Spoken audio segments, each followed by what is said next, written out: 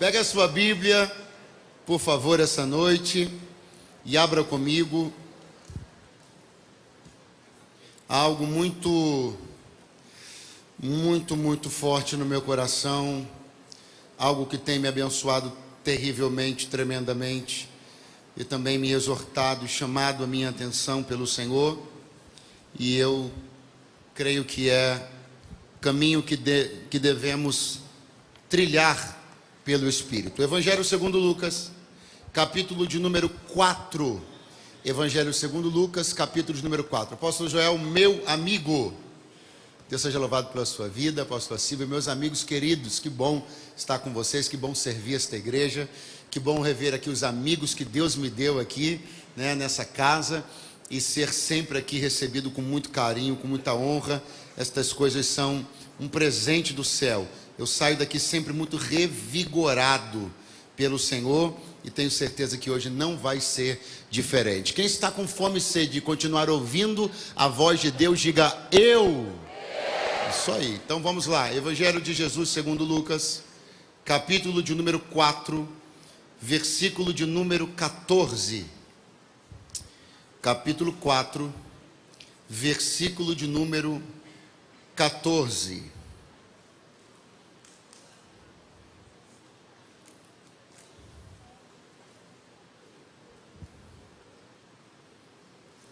Diz assim a Bíblia Sagrada: então, pela virtude do Espírito, voltou Jesus para a Galiléia, e a sua fama correu por todas as terras em redor.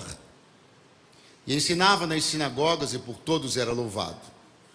E chegando a Nazaré, onde fora criado, entrou num dia de sábado, segundo o seu costume, na sinagoga, e levantou-se para ler. E foi-lhe dado o livro do profeta Isaías, e quando abriu o livro, achou o lugar em que estava escrito: o Espírito do Senhor é sobre mim, pois que me ungiu para evangelizar os pobres, enviou-me a curar os quebrantados do coração, e a pregoar liberdade aos cativos, e dar vista aos cegos, e pôr em liberdade aos oprimidos, a anunciar o ano aceitável do Senhor. E fechando o livro, e tornando a dá-lo ao ministro, assentou-se. E os olhos de todos na sinagoga estavam fitos nele. Então começou a dizer-lhes: hoje se cumpriu esta escritura em vossos ouvidos. Verso 29. E levantando-se, o expulsaram da cidade, e o levaram até ao cume do monte, em que a cidade deles estava edificada, para dali o precipitarem. Ele, porém, passando pelo meio deles, retirou-se. E você diz amém. Horrível esse amém, hein? Você diz amém. Eu conto de 1 até 3 e você pergunta para alguém do seu lado desse jeito: como você está tratando a presença de Jesus? Eu não contei ainda. Meu Deus. 1, 2 e 3, vai.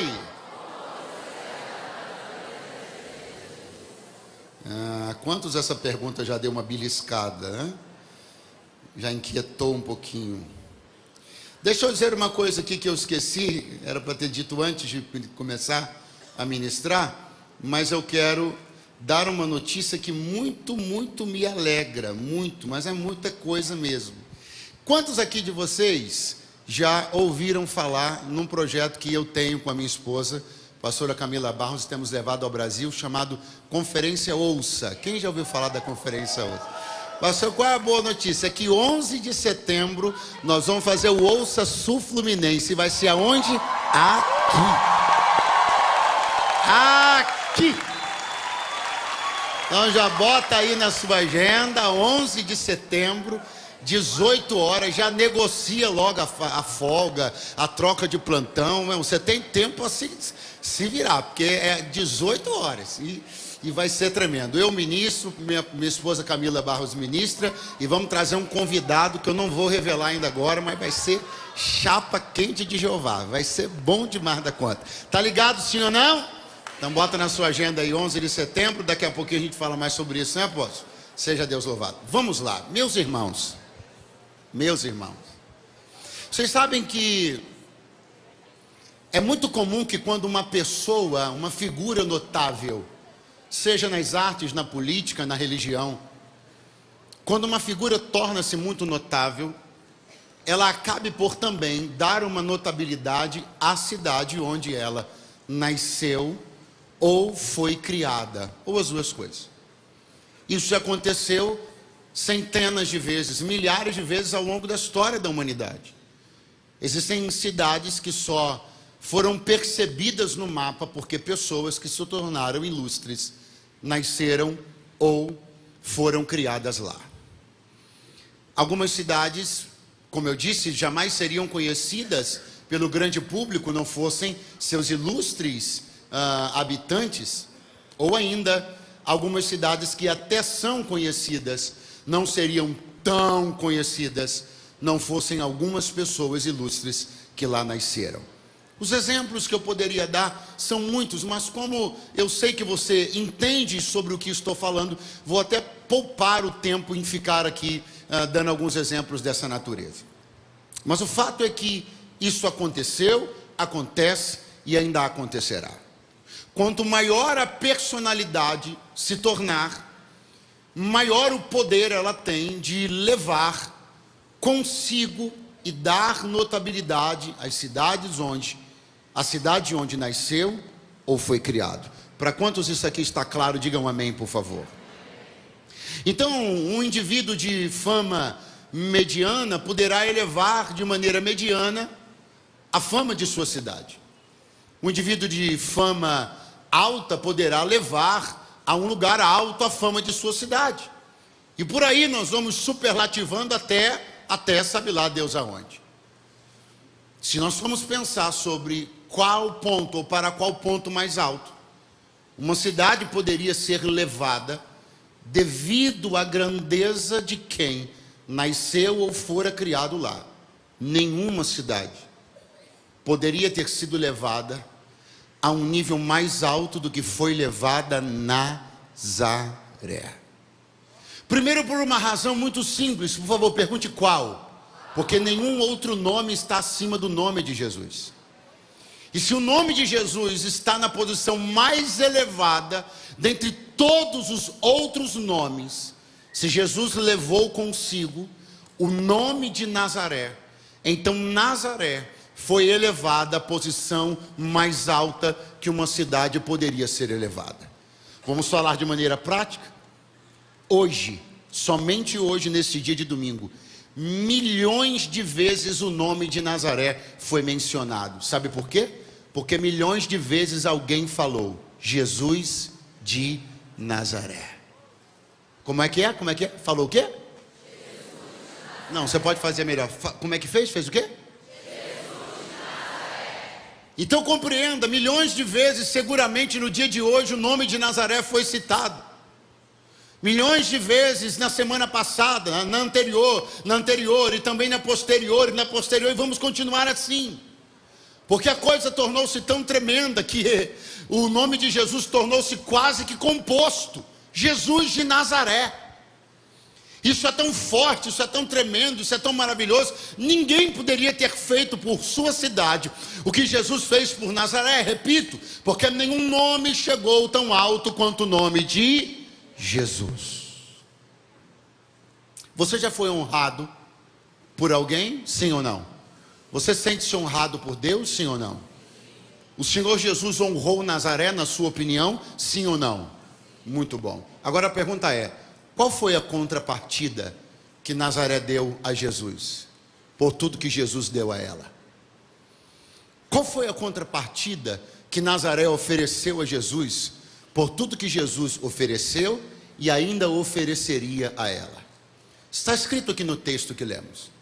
No dia em que Jesus foi até uma sinagoga em Nazaré, no dia em que ele decidiu revisitar seus amigos de infância, os vizinhos da sua mãe, no dia que ele reveu tantas pessoas queridas, amadas e amigas de sua infância, adolescência e juventude, No dia que ele foi até uma sinagoga para fazer um culto, prestar culto a Deus junto com os seus irmãos e vizinhos, no dia em que foi dada a ele a oportunidade de ler o livro, neste dia, ele se autoproclamou. Neste dia ele disse: hoje a profecia do Messias está se cumprindo diante dos ouvidos de cada um de vocês. E em fatos decorrentes logo após este, diz a Bíblia Sagrada, que as pessoas de Nazaré pegaram Jesus e o expulsaram de dentro da sinagoga e o arrastaram pelas ruas da cidade, até chegarem ao alto do monte em que, se fosse você, eu não perderia isso. Repita comigo: em que a cidade fora edificada.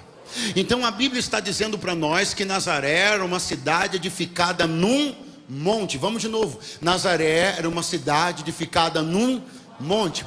Esta é uma característica que não é verificada a respeito de outras cidades. Preste muita atenção, nós estamos falando de algo que define algo específico sobre ela, algo sobre sua geografia, algo sobre seu perfil, algo que era facultado a Nazaré e não era facultado a outras tantas cidades em que Jesus passou. O ponto onde ela se localizava era esse: construída no alto de um monte. E agora estas pessoas vão pegar Jesus e vão levá-lo no ponto mais alto da cidade, para de lá tentarem jogá-lo de alto a baixo. Enquanto Jesus levou Nazaré ao ponto mais alto que o nome de uma cidade pode ser levada, Nazaré levou Jesus ao seu ponto mais alto, para numa contrapartida absolutamente violenta e equivocada, tentar lançá-lo de alto a baixo. E eu repito a pergunta para você: como tem sido a sua contrapartida em relação a todos os atos de honra, generosidade, bondade que Deus tem tido para com você? Escute-me, porque há algo que precisa ser compreendido. Essa não foi a única vez que Jesus enfrentou situações complicadas, situações violentas, situações extremas. Houve um dia, por exemplo, onde o povo da Judéia pegou em pedras para apedrejar o Senhor e os apóstolos. E ele teve que se retirar, ele teve que sair fugido junto com os apóstolos para não ser apedrejado. Outros atos violentos surgiram da parte de outras pessoas, em outros contextos, em outros momentos, mas nenhum como esse. Nada como isso. Só Nazaré poderia ter feito o que fez. Pergunte por quê? Porque só Nazaré fora edificada no alto monte. Portanto, você precisa entender que aquilo, ou o lugar onde Deus te coloca, torna-se também seu ponto de capacidade de desonrá-lo. Porque um dom pode se tornar uma desgraça, depende do jeito que você usa ele. Algumas pessoas são colocadas em altos montes e de lá proclamam o nome do Senhor.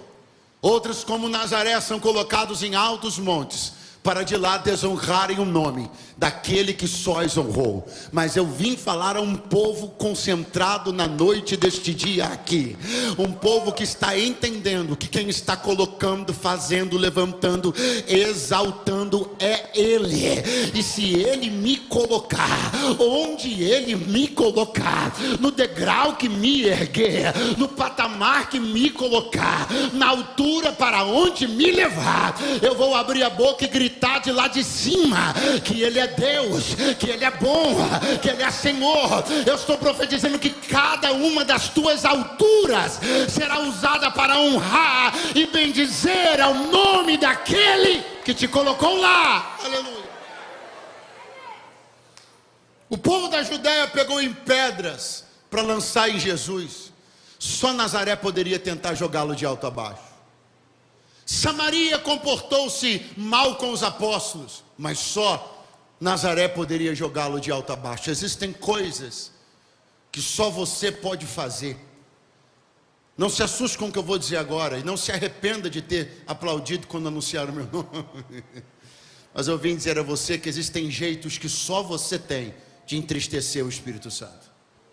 Porque cada uma das nossas peculiaridades, cada uma das nossas especificidades, elas se tornam nosso jeito particular de honrar ou desonrar aquele que nos deu estas coisas. Escute, porque Jesus ele vinha de um embate contra Satanás. Eu não posso chamar de embate, na verdade, né? Ou posso dizer que sim, Jesus teve um embate, enfrentando-o como homem. Porque se aquele enfrentamento tivesse sido entre o Jesus Deus e o diabo, aquela luta não teria graça nenhuma. Jesus enfrentou o diabo como homem, e como homem o venceu.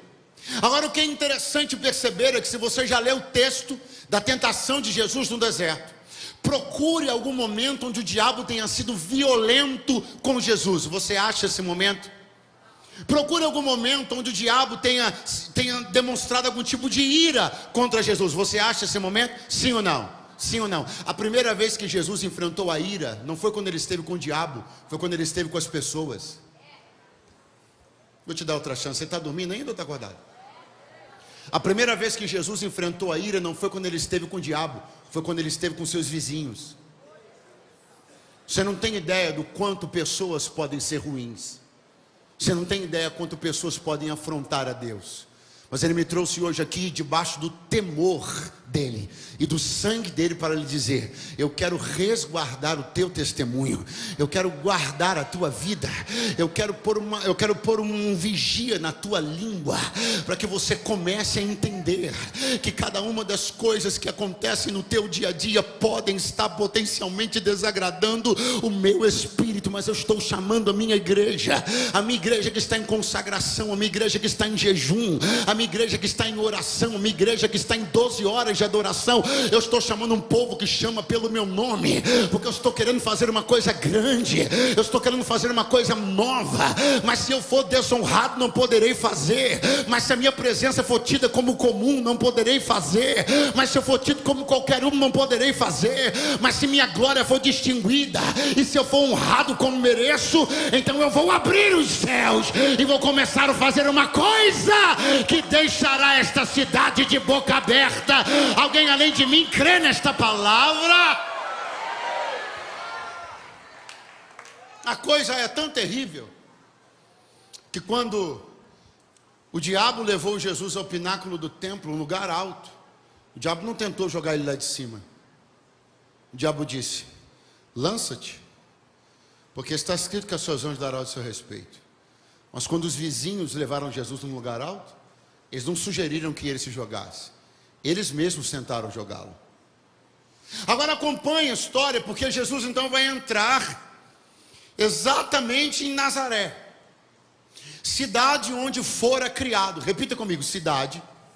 Muito fraco. Cidade onde fora criado. Talvez alguém que me ouve aqui já tenha tido a experiência de ter voltado após alguns anos fora, ou meses, a cidade onde fora criado. É uma maravilha, porque você começa a ver os vizinhos, e os vizinhos começam a se impressionar, né? Você saiu de lá criança, suponhamos, volta jovem ou já adulta, aí as vizinhas lá dos seus pais: oi, como está crescido. Aí quer pegar na sua bochecha, você com 30 anos de idade, e eles querem pegar na sua bochecha como pegava quando você tinha 5, né? E aquela maravilha toda. E não pense que foi diferente com Jesus, porque Jesus está voltando à cidade onde fora criado. Ele está vendo rostos conhecidos, e rostos e olhos conhecidos estão vendo seu rosto. As pessoas estão lembrando de momentos que tiveram com ele, momentos de lazer, momentos de estudo, momentos de entretenimento, momentos de oração, momentos de jejum. As pessoas estão olhando para o vizinho Yeshua, filho da irmã Maria e do irmão José. E nesse ambiente de congratulações por receber um vizinho querido que estava fora por um tempo, mas agora voltou, neste ambiente, na Nazaré onde ele fora criado, eles começarão a não entender que ele foi criado em Nazaré, mas não foi criado por Nazaré. Porque não foi Nazaré quem o criou. Porque na verdade absolutamente ninguém o criou. Porque de eternidade a eternidade Ele é Senhor. E antes que houvesse dia Ele já era. E não há quem possa escapar de suas mãos. Agora você vai gostar. E operando Ele, quem impedirá? E agora Jesus tomará uma atitude que eu acho maravilhosa. Diz as Escrituras, segundo o seu costume. Jesus, segundo o seu costume, vai para uma reunião típica de um judeu bom e crente. Sinagoga em dia de sábado. Segundo o seu costume. O que é que vai acontecer lá dentro? Uma coisa maravilhosa, extraordinária, tremenda. Ele vai se autoproclamar, ele vai se revelar. Como o que, pastor? Como o Messias. O que vai acontecer lá dentro não é ordinário, é extraordinário. O que vai acontecer lá dentro não é natural, é sobrenatural. O que vai acontecer lá dentro não é comum, não é corriqueiro. Mas todas estas coisas começaram assim, cumprindo o seu costume. Onde o senhor quer chegar, pregador? Não, eu já cheguei. Revise seus costumes. Reavalie os seus costumes. Porque nada que é extraordinário tem outra nascente senão o ordinário. Começa com sua praxe, com sua prática, com o seu costume. Reavalie como você tem andado, o que tem feito, qual a sua rotina, quais são os seus costumes. Porque são eles que vão definir o tipo de dia que você terá, o tipo de experiência que você vai viver. Porque eu não vi Jesus chamando os seus 3 discípulos mais chegados, Pedro, Tiago e João, dizendo para eles, vamos ali comigo, porque hoje vocês vão ver Moisés, Elias, e ainda vão me ver transfigurado. Não, eu vi Jesus os chamando para uma reunião ordinária, aparentemente comum, apenas o cumprimento de um costume. Vamos comigo no monte para orar.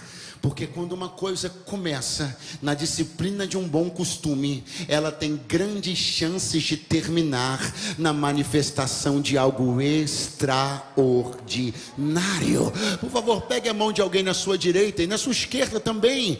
Dê uma boa chacoalhada, acorde e diga: como andam os seus costumes? Como anda a sua disciplina?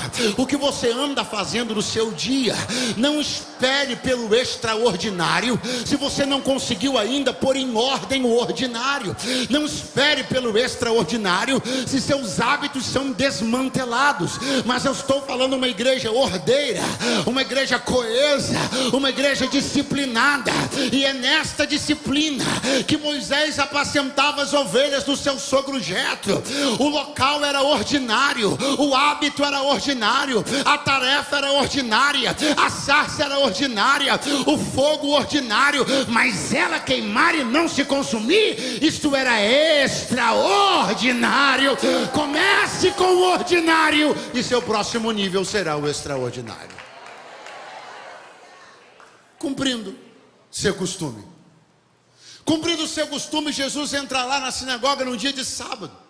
Lucas está sendo bastante prático, bastante resumido na sua narrativa, e ele vai apenas dizer para nós: e foi dado a ele o livro, para que ele fizesse a leitura.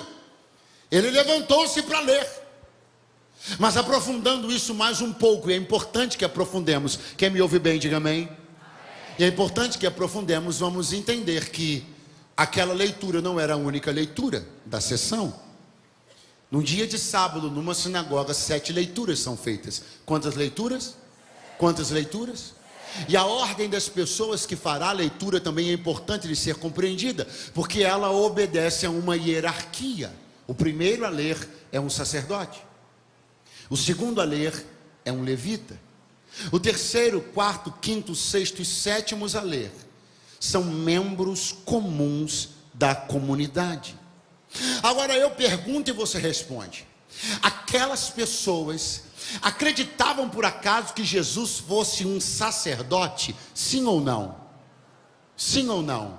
Sem medo, vamos lá. Aquelas pessoas acreditavam que Jesus fosse um sacerdote? Sim ou não? Se não, então significa que ele não foi o primeiro a ler. Você entende? Aquelas pessoas por acaso acreditavam, pensavam que Jesus era um levita, sim ou não? Sim ou não? Então significa que ele seguramente não foi o segundo a ler. A melhor posição que ele pode ter ocupado naquela leitura foi a terceira. Mas ele pode ter sido o sétimo a ler. Mas o que me impressiona para início de conversa é que mesmo numa posição teoricamente inadequada e desonrosa, ele não se furtou da oportunidade de ler. Num gesto de humildade, ele pega o livro na terceira, na quarta, quinta, sexta ou até na sétima posição, e lerá com o mesmo ímpeto, com a mesma energia e com a mesma alegria. Pastor, se fosse eu, não lia. Eu imaginei. Se fosse eu, não aceitava. Eu imaginei. Eu jamais faria a leitura após um sacerdote, sendo eu sumo sacerdote, segundo a ordem de Melquisedeque. Ok, eu entendo você. Eu nunca leria depois de um levita, sabendo que se ele morresse hoje, daqui 2, 3 dias está cheirando mal. Eu não leria depois de uma pessoa comum. Eu sou o filho de Deus. Mas Jesus leu. Leu depois do sacerdote. Leu depois do levita. Ele leu na terceira, quarta, quinta, sexta, até sétima posições. Ele leu. Pastor, o senhor está insistindo, eu sei. E vou continuar até você entender esse gesto de humildade.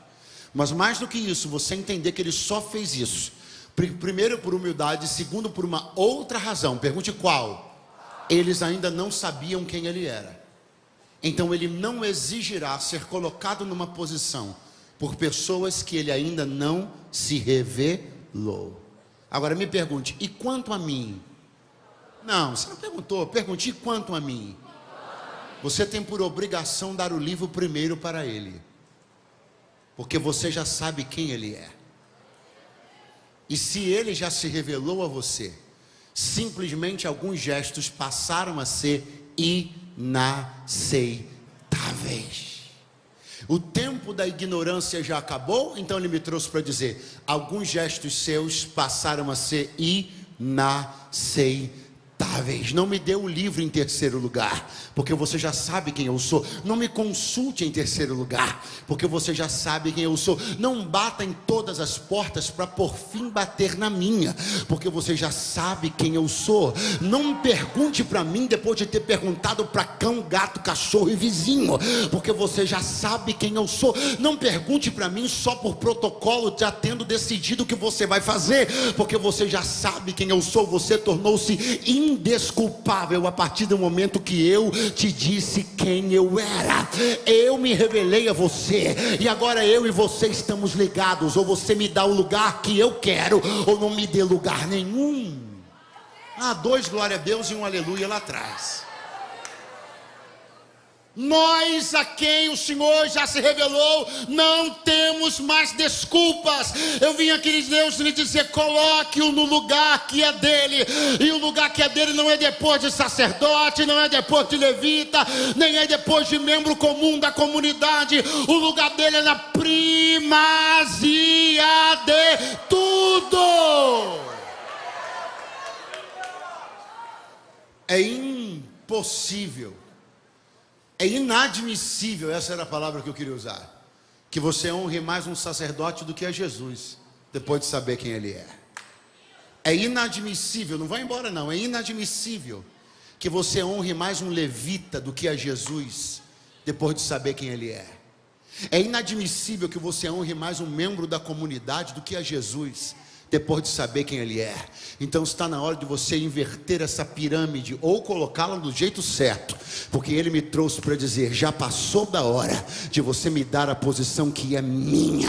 Sacerdotes depois de mim, levitas depois de mim, membros da comunidade depois de mim, orientadores educacionais depois de mim, pais depois de mim, mãe depois de mim, tudo depois de mim, porque de mim, para mim e por mim são todas as coisas, diz o Senhor. Aleluia!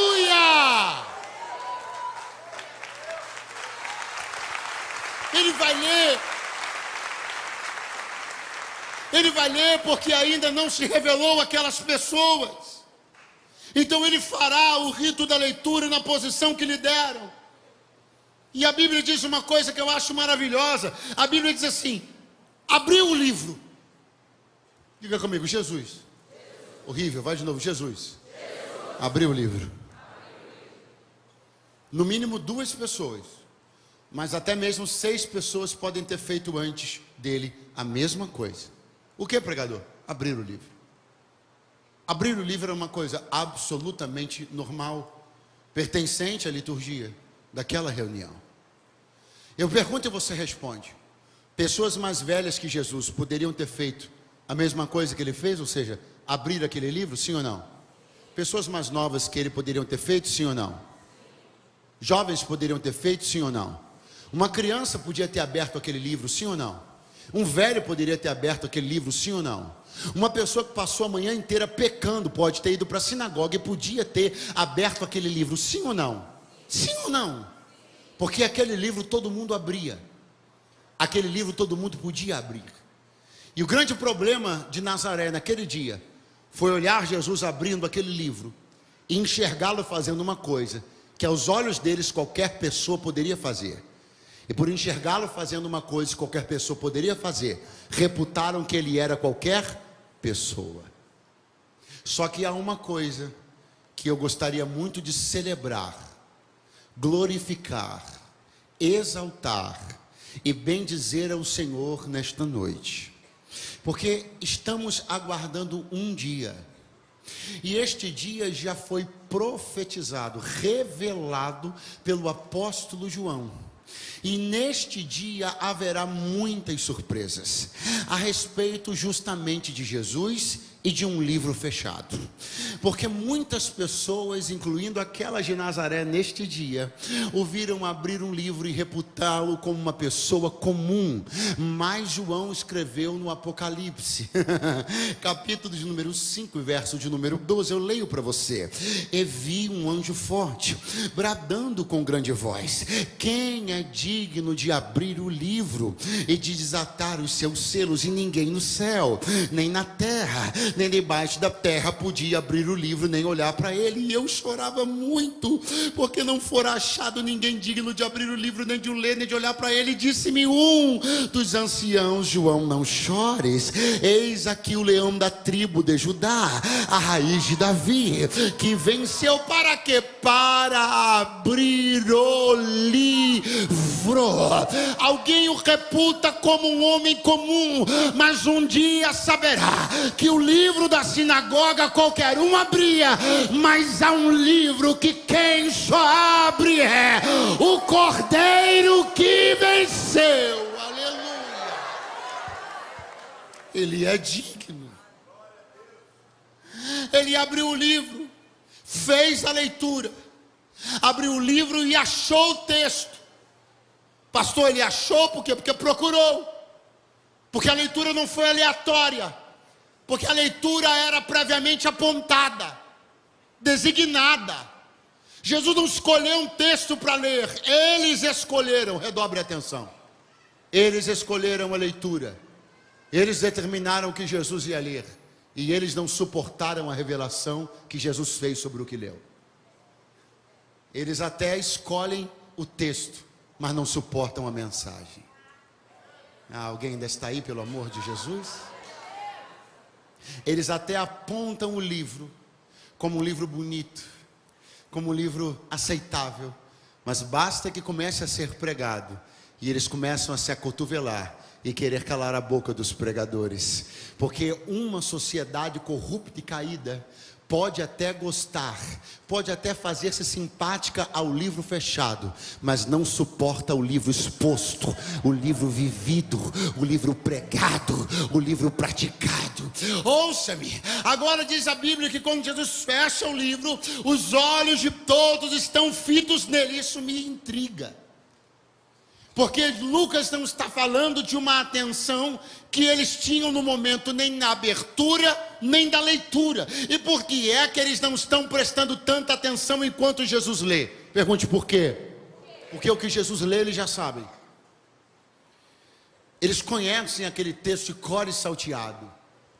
Eles não vão ficar prestando atenção no que Jesus está lendo. Mas quando Jesus fecha a Bíblia, agora os olhos de todos estão fitos nele. Porque enquanto ele lê, ele só pode ler o que está escrito. Mas quando ele fecha, ele vai se expressar acerca do que está escrito. E agora todo mundo está olhando para ele. Pastor, mas o que isso tem a ver comigo? Tem tudo a ver. Porque as pessoas não vão colocar os olhos em você enquanto você está lendo o livro. Elas vão colocar os olhos em você enquanto você está vivendo o que leu. Poxa, se você ainda estivesse aqui, teria sido um momento muito importante da mensagem. Mas eu vou tentar de novo, porque as pessoas não estão com os olhos fitos em você enquanto você está abrindo, nem enquanto você está lendo. Mas quando você fecha e começa a viver ou não aquilo que você leu, é aí que as pessoas estão começando a olhar para você.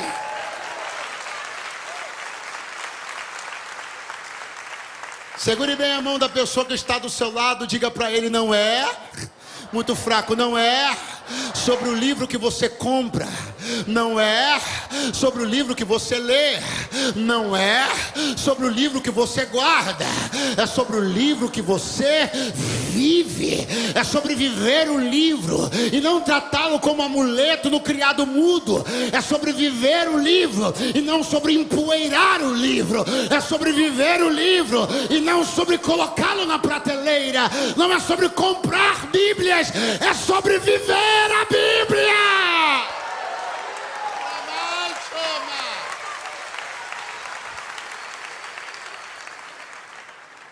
Olhos fitos nele.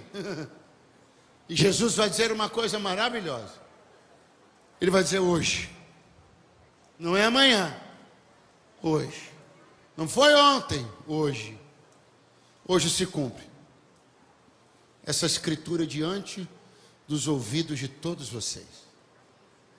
O que eu acabei de ler está sendo cumprido hoje. O que Jesus tinha lido, um texto altamente, puramente messiânico.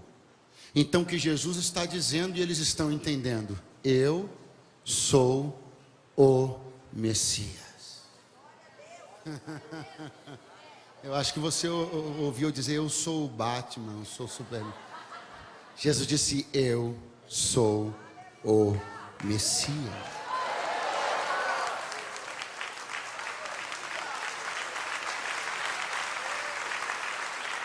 Escute, aqui a coisa ficou muito interessante, porque a partir do momento que Jesus está dizendo: hoje se cumpre, ele está fechando uma janela.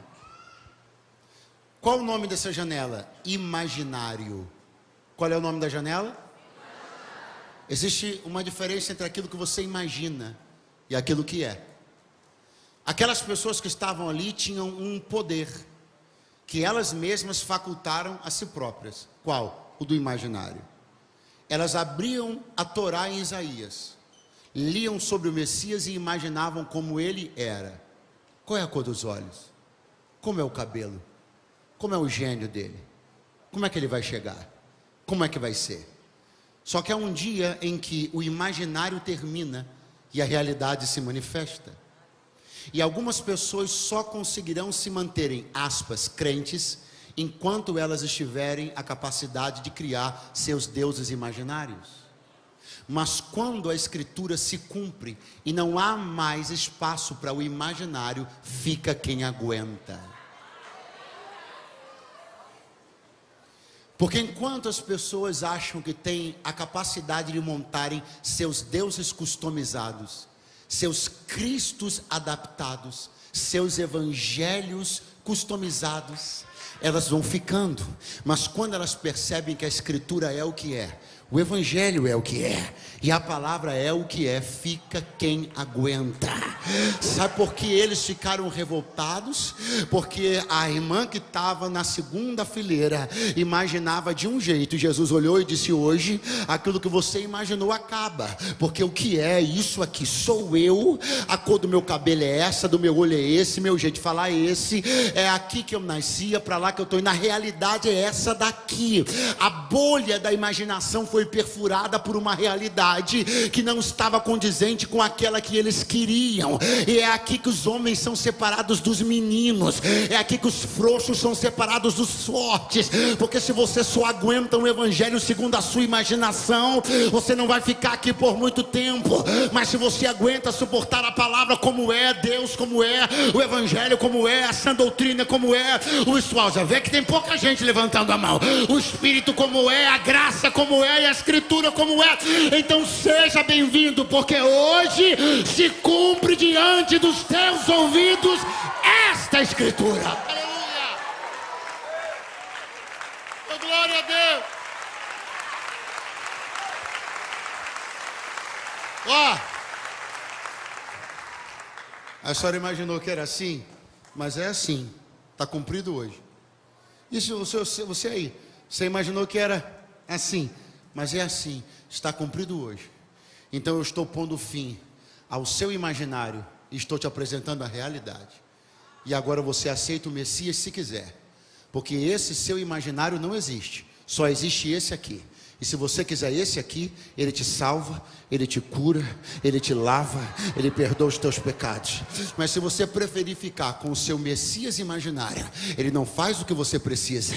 Se você continuar querendo criar seus deuses de amuleto, eles não vão fazer o que você precisa. Mas se você quer um Deus de verdade hoje, se cumpre esta Escritura diante dos vossos ouvidos. E agora eu já começo a encerrar, a confusão começou a se armar devagarzinho. E para piorar, Jesus disse assim, ó, vocês vão me dizer, médico, cura-te a ti mesmo. Faz as coisas que ouvimos, que você fez nos outros lugares, reproduza-as aqui, mas eu vos digo que um profeta não tem honra na sua própria pátria. Eu vos digo que muitas viúvas havia em Israel, mas o Senhor levou Elias a uma estrangeira em Sarepta para sustentar. Aí o A cutucou o B cutucou o C, alguém se ajeitou na cadeira, porque eles escolheram o livro, mas a mensagem começou a entortar. Aleluia. Daqui a pouco a ira tomou conta deles. Como assim? Aqui ele está nos comparando. Que prognóstico é esse? Está falando que não vai fazer aqui? Não pode. Blasfemou. Isso, é aquilo. Começa a confusão. O primeiro toma coragem. Tasca-lhe a mão no braço de Jesus. Puxa ele para um lado, o outro estica ele para o outro. E começam a dizer, você não fica aqui mais. Você não é mais bem-vindo aqui. Maldita a hora que a gente deu o livro para você ler. Você está desonrando a nossa comunidade. Você isso, você aquilo, começa a confusão está armada. Ele é levantado, eles começam a arrastá-lo para fora da sinagoga. Agora preste atenção, porque eu vou lá para o final. O que é que vai acontecer lá no final? Eles vão tentar jogar Jesus do alto do precipício, sim ou não? Sim ou não? E o que Jesus vai fazer? Sair incógnito, invisível, do meio deles. E a pergunta que não quer calar é, se Jesus poderia ter se desvencilhado, se Jesus pôde se desvencilhar deles no final, por que não se desvencilhou deles no início? Se Jesus poderia ter escapado daquela situação, como escapou no final, por que não escapou no início? Porque quando a primeira pessoa elevou o tom da voz, Jesus não saiu e sumiu, porque ele permitiu-se ser agarrado, arrastado, levado para fora da sinagoga, para fora da cidade, até o cume do monte, para de lá quase ser precipitado e então, por fim, sumir e se ausentar no meio deles. Por quê? Porque eu só sei que os habitantes de Nazaré foram capazes de fazer o que fizeram, porque Jesus deixou-os ir até o final. Significa que algumas cordas Deus só dá para expor até os homens, até onde os homens são capazes de chegar. Alguém está dizendo, ele está fraquinho. Ele está dizendo, não, estou mais forte do que nunca. Por quê? Porque eu estou tão forte que estou expondo a violência de todos vocês. Enquanto ele não diz uma palavra, enquanto ele se permite ser levado, a história está sendo escrita. E Lucas está dizendo para mim e para você o que eles foram capazes de fazer. E eu só sei até onde eles foram capazes de chegar, porque Jesus deu corda para eles. Então, se você pensa que o evangelho mudou, que Deus perdeu o poder, que o Senhor envelheceu, tornou-se permissivo ou passivo, porque você anda vendo algumas pessoas fazendo coisas que, eu tenho uma notícia para lhe dar. O que Deus está fazendo é permitindo que todos vejam até onde essa gente é capaz de chegar. Agora preste atenção. Vem, arrasta, puxa. Para onde vamos levar? Lá para o precipício. Vem, vem, vem, vem, vem. E aqui, ó. Está aqui, ó. Diga comigo, na beira. Muito fraco, na beira do precipício. Você não percebeu? Você não percebeu que não existe jeito de jogar alguém da beira de um precipício sem que você mesmo acabe indo lá? Tem gente que só conheceu a beira do precipício porque foi até lá pensando em lançar alguém. E o que alguém ainda não percebeu é que visitar a beira do precipício é perigoso para todo mundo. Para quem vai ser jogado e para quem quer jogar. Então escute uma coisa que eu vim aqui de Deus lhe dizer. Você não precisa conhecer a beira do precipício. Esse é um lugar na tua geografia que você não precisa conhecer. E eu digo mais, você não vai conhecer esse lugar. Porque esse lugar não é interessante àqueles a quem o Espírito de Deus já converteu. 3 glória a Deus e 5 aleluia. Acorda a pessoa que está do seu lado, fala para ele: a beira do precipício é um lugar que você não vai conhecer, não é interessante para você, você não tem nada o que fazer lá, é só continuar sendo bondoso, misericordioso, reto e amoroso, que você nunca vai conhecer a beira do precipício. Quantos podem dizer graças a Deus esta noite?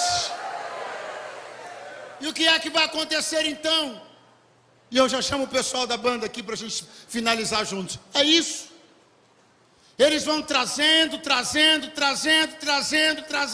até a beira, até a última circunstância. Até que Jesus se ausenta no meio deles. Sai do meio deles. Isso aqui me chama muita atenção. Porque uma das promessas mais poderosas e mais reivindicadas que Jesus fez a nós é esta: onde estiverem 2 ou 3 de vós reunidos no meu nome, eu vou estar no meio de vocês. Então o jeito pelo qual nos reunimos define se ele fica no nosso meio ou sai do nosso meio. No nome dele reunidos, ele fica no nosso meio. Para Nazaré, saiu do meio deles. Aberto a sugestões. Qual seria o grande finale para essa história? Qual jeito Jesus teria de mostrar-se triunfante, vencedor, poderoso, tremendo, vingativo? Alguém vai dizer: pastor, acho que um jeito bom era quando Jesus tivesse saído no meio deles, todos eles tivessem ficado cegos. Muito boa a sua ideia, hein? Mas não foi o que aconteceu. Pastor, acho que quando Jesus saiu do meio deles, o que deveria ter acontecido é que Nazaré deveria ter mergulhado numa condição de miséria nunca antes vista em Israel.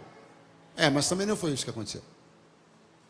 Pastor, eu acho que quando Jesus saiu do meio deles, os filhos de todos aqueles que estavam ali deveriam ter caído acamados.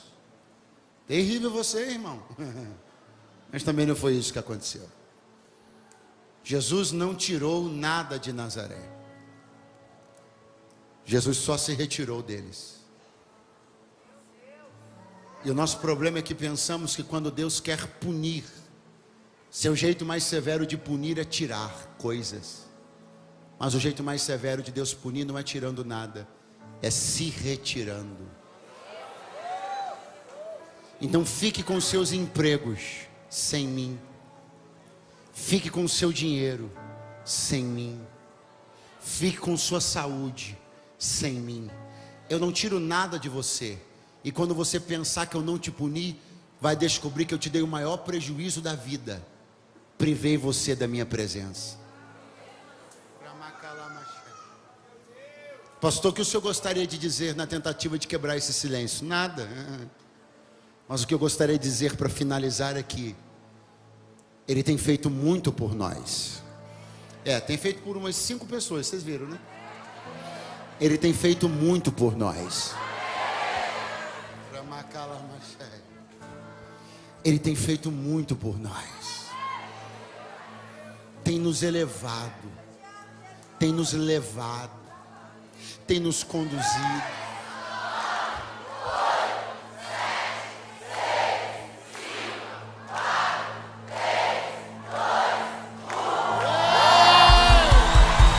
Seja bem-vindo, mês de julho.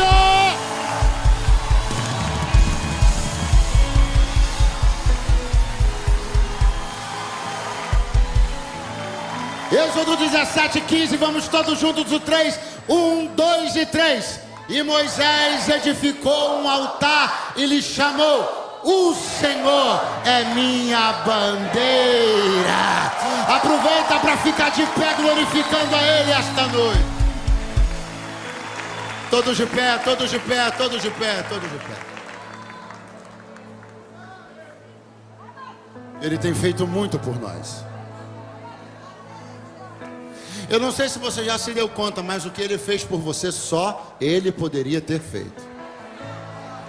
Eu não sei se você já se deu conta, mas onde você está agora, só Ele poderia ter te colocado.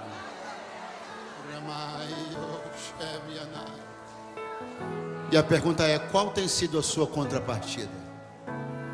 O que você tem feito diante do tanto que Ele tem feito por você? Por Nazaré, levou o seu nome para as alturas. E Nazaré levou para as alturas para de lá o precipitar. Quando Ele te levar, percebeu que eu não disse se, eu disse quando.